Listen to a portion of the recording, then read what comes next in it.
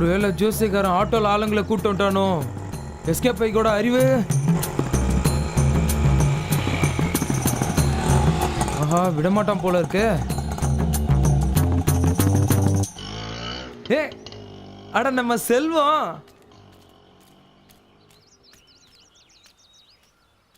அட என்றா செல்வம், கல்யாணம் பண்ணிட்டியாக்கும்? ஓ பண்ணிட்டேனே, பார்த்தா தெரியலையாக்கும்.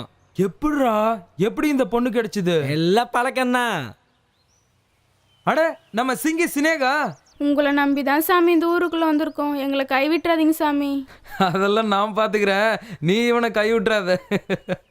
செல்வம், இந்த ஊர்ல யார் கேட்டாலும் நான் தான் உனக்கு கல்யாணம் பண்ணி வச்சேன்னு சொல்லு. அதுக்கப்புறம் வர்ற பிரச்சனையை பார்த்துக்கலாம். வா போவோம்.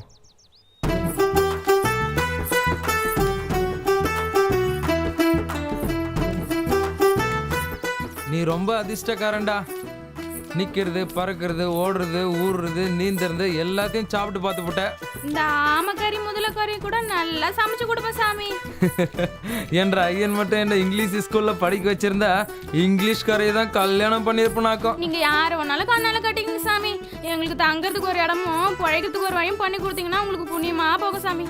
அட நான் இருக்கிறேன், நீங்க கவலைப்படாதீங்க.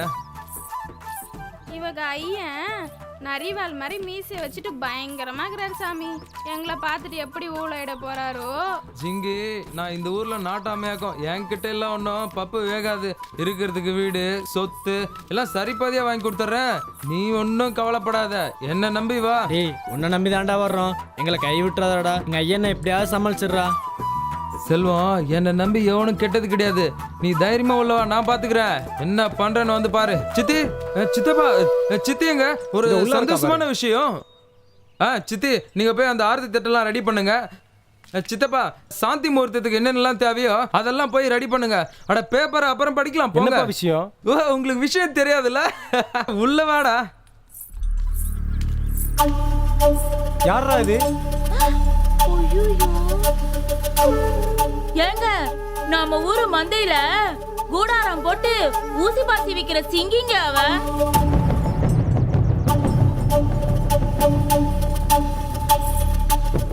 ஆமா சித்தப்பா, அதே சிங்கி ஸ்னேகா தான். அவளையே உயிருக்குறா காதலிச்சான், அவளையே கல்யாணம் பண்ணிக்கிட்டான். அப்புறம் என்ன, நமக்கெல்லாம் சந்தோஷம் தானே. போய் ஆரத்தி தட்டெல்லாம் ரெடி பண்ணுங்க. யார் வீட்டுல வந்து யாருக்கிட்ட ஆரத்தி கேக்குற? ஊருக்குள்ள என் மானவரி அது என்னடா ஆகுறது? சித்தப்பா,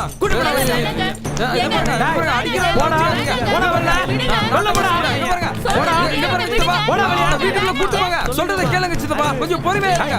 இத பாருங்க சித்தப்பா, நான் நாட்டாம சொல்றேன். அவனை உள்ள வீட்டுல கூட்டு போங்க, இல்ல சொத்தை சரி பாதியா பிரிச்சு கொடுங்க. பேசிக்கடா, பெரிய நாட்டா போயிட்டா. போடா. இங்க பாருங்க. இவனுக்குலாம் ஒரு மானவரியை கட்டி வச்சிருக்கீடா. நான் அப்படி பேசிக்கடா. பொண்ணே விடுவன.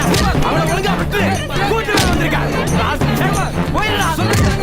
வந்து முன்னாடி நிக்கிற பாரு. ஏய், ஓடிடா. ஏய், ரெண்டு பேரும் போயிருங்க.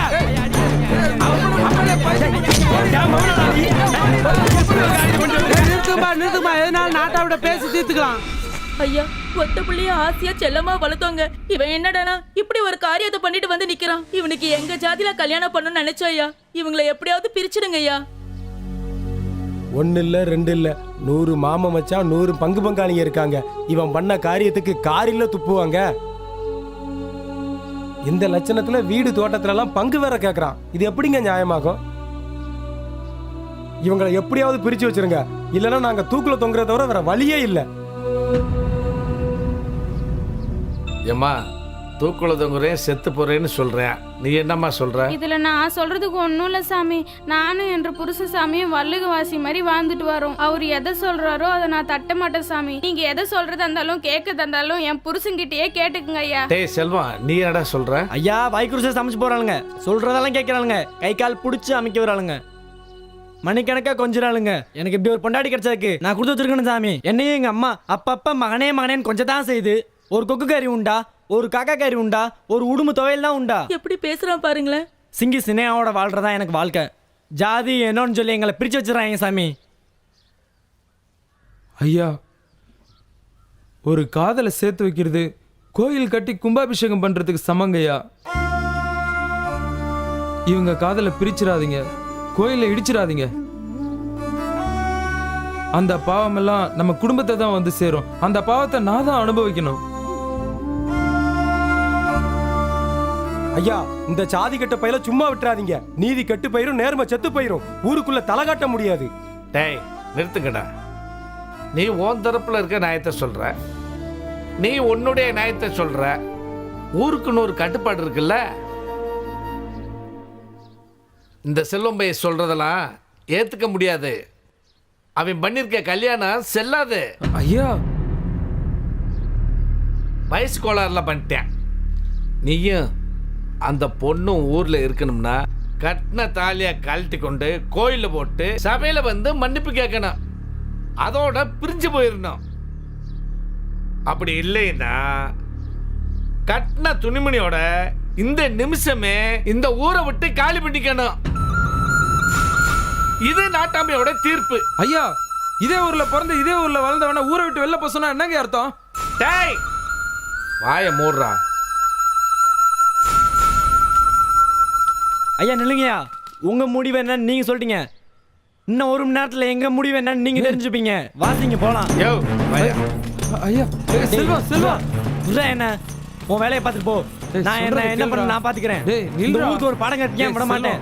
உன் வேலையை பார்த்துட்டு போ. சொல்றதை கேளுடா, நில்றா. கையை விடுடா. இந்த உலகத்துல வாழ்றதுக்கு சொல்றதை கேளு, எவ்வளவு நீ கையை வழி விடு. இருக்குடா, நில்றா. கையை விடுடா. டேய் நான் பிறந்த ஊர்ல என்ன வாழக்கூடாதுன்னு சொல்லிட்டாங்க.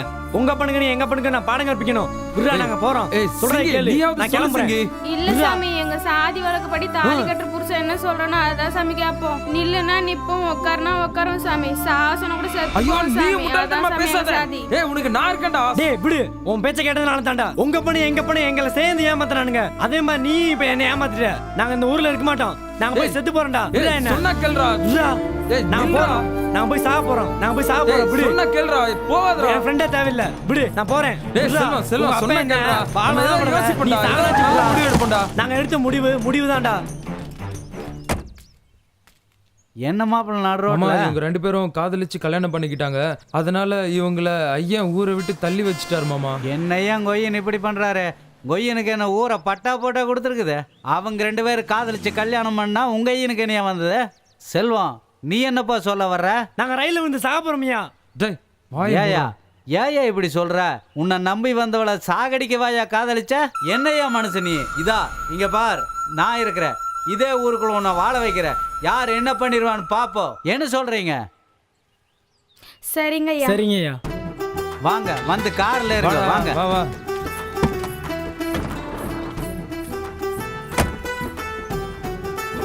பாப்பா.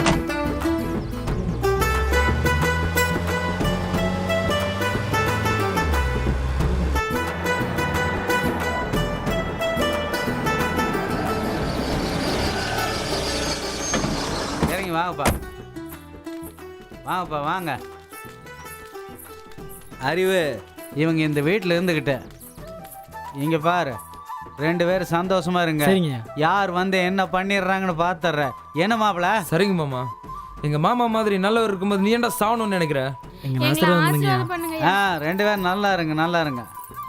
ஒரு காதலை சேர்த்து வைக்கிறது கோயில் கட்டி கும்பாபிஷேகம் பண்றதுக்கு சமம். நீங்க ஒரு கோயிலை கட்டி விட்டீங்க மாமா. சரி சரி இந்த சாவி போ போ போய் வீட்டை திறந்து விடு. சரிங்க போங்க, மாமா. போங்க. நன்றிங்க. போய் பயம் இல்லாம இருங்க.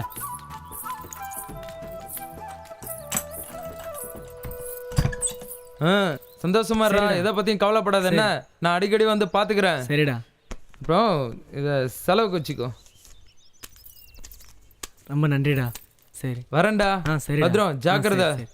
வரேன் சிங்கி. சரி சாமி.